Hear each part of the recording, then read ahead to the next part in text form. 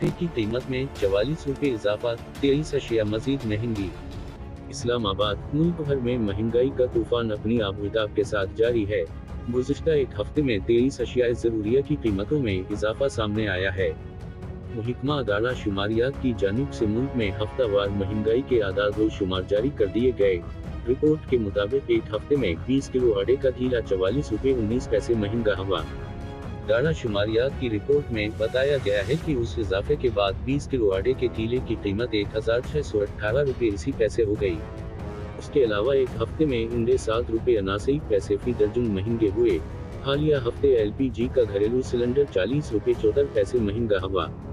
लहसुन 3 रुपए 9 पैसे फी किलो, दाल मसूर 2 रुपए 6 पैसे फी किलो महंगा, जबकि दाल माश 2 रुपए, दाल चना 69 पैसे फी किलो महंगी हुए। रिपोर्ट के मुताबिक हालिया हफ्ते प्याज, दही, बीफ, चिकन की कीमतों में भी इजाफा हुआ। एक हफ्ते में सिर्फ 7 अशियाए ज़रूरिया की कीमतों में कमी रिकॉर्ड की गई। दाड़ा शुमारियात की रिपोर्ट के मुताबिक एक हफ्ते में आलू 4 रुपए 85 पैसे, टमाटर 4 रुपए 15 पैसे फी किलो सस्ते और 2.5 किलो घी का डब्बा 19 रुपए 65 पैसे सस्ता हुआ।